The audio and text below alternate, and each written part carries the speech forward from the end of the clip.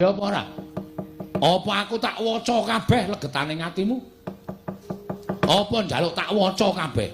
Lehmu gawe gara-gara tok ucapake geger kayangan ki jane ora sepiro. Wa ming sak ucape Bagong. Ya bener kayangan ketaman hawa panas. Ning ora nganti para dewa padha mlayu saka kayangan. Kowe iki nek omong senengane ora mbok pikir kowe ngandhake dewa kena gara-gara sumpahing Bagong padha mlayu kok kowe ngandhake kula wis ngirit Wadyabala dewa. Tegese dewane dorane ndi-ndi to kowe? Pinter Semari Asem. Gatekan wong iki apa sing diucapke wong iki iso dimbalikke dienggo menerjang. Mbok rasa omong kok aku susu mangkel lho omonganmu. Kowe iki nek omong kowe waton ngawur tur waton njeplak cangkeme ora. Ayo. Ayo kowe arep wangsulan piye? Lah nek kowe nang kene mau ijen aku percaya kowe nek para dewa iki padha bubar ora karo-karuan. Ning kowe ngandhakake Kakang Semar nek Bagong mboten purun kula boyong kula rudha paripeksa amargi kula sampun beto Wadyabala Durandara Wadyabala Dewa. Lah tegese dewane do ora ngapa-ngapa to. Upama sumuk rak ming ngucul klambi to. Kowe senengane gedhek-gedhekke perkara. Nek sing salah rombong aku mbuh Bagong, mbuh Gareng, mbuh Petruk, mbuh Pandhawa, mbok gedhek-gedhekke permasalahane, mbok gedhek-gedhekke perkarane. Pamrihmu bimison jongko ringkihe Semar. Bagong tak tamengi, Bagong tak betengi. Ayo boyongen anakku. Boyongen. Anakku Bagong boyongen neng kayangan. Waton kowe iso glindhengke mestakane Semar. Waton kowe iso glindhengke sirahe Semar kakangmu iki, boyongen anakku Bagong. Gugu karepe dhewe. Kula besmi bali resmanipun Duragagung Kakang Semar.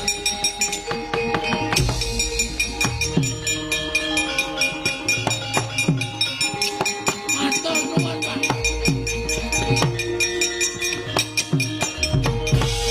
Sembah nuwun, Pak, sembah nuwun.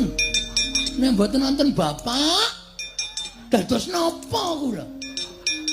Matur nuwun nggih, Pak. Rai. Salahe ra wangsulan. Aku wis ben nek ora tak ngenekke ndak ora jarak perkara. Wong sing jarak perkara Bathara Guru iki perkarane titah kok senengane medhun melu-melu. Malah niki anu, Pak. Bebasan napa jenenge? Apa terus jenenge, Tru? Apa? Lho, apa jenenge? Peribahasa lho. Peribahasa apa to? Sambil menyelam minum susu. Nah, minum air. Sambil menyelam minum air. Tegese ngene, Pak. Bathara Guru nek iso kalah jaluki Prabaya nggo mbangun desa. Ngoten, Pak. Setuju to, Pak? Kowe iki pikiranmu kok mengarep ngerampok wae. Lho, ayo dilahirke iki didadekke copet. Dadekke copet dong. Wis engko gampang nek Bathara Guru engko kalah karo aku, tak jaluki Prabayane aja kuwatir. Asik. Lakon minggu ngarep aku gotong royong. Ngecor dalan. Ngarep omahku tak gawe kandele 20 cm. Dalan liyane tak gawe 5 cm. Ora jenenge wis urip to kowe kaya ngono kuwi jenenge kowe iki apa jenenge mulyake awakmu dhewe. Nduk liyane gampang jeglong nggonamu ora apik kaya ngono. Bagong wis nek ngono kowe ora usah melu-melu. Petro, dalem, Pak. Rene. Bathukmu ndi? Nggih. Mungsuhmu engko ora bain-bain para dewa. Ya, nggih. Tak dilat mbun-bunamu kowe ora kena lara luputing pati. Kowe ditamani gaman apa-apa ora temomo. Kowe mungsuh dewa menang bengi iki. Estu, Pak. Domongi kok. Matur nuwun. Adimu belani? Nggih, ngestaken dawuh. Bun-bunan kula, Pak.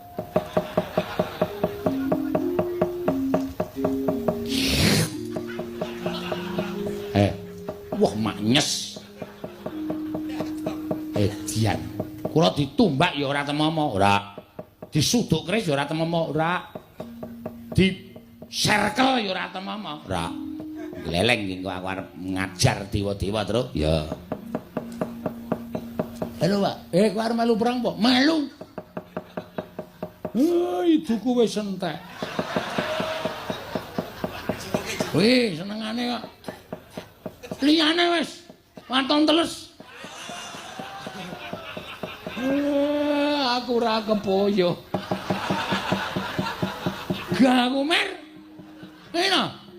Loro dikai kok aku ora. Wis. Wah, edan. Nang mripat Padang ya, Tru. Ketetesan soalé ngono.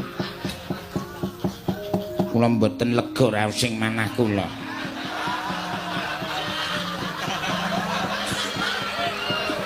Menawi mboten belani iki Lurah Bagong.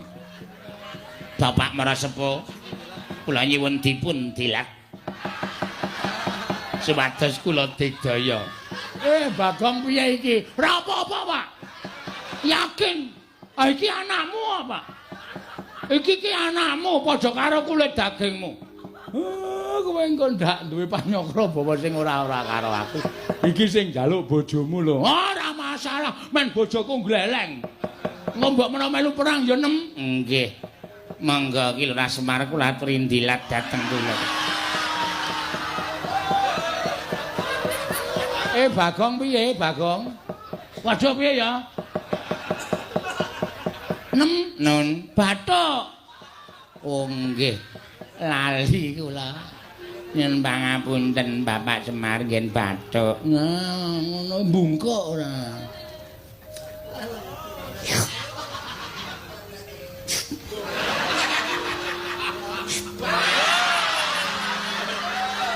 Ki ngene wae Mer. Ya saiki dijajal kadegdayane.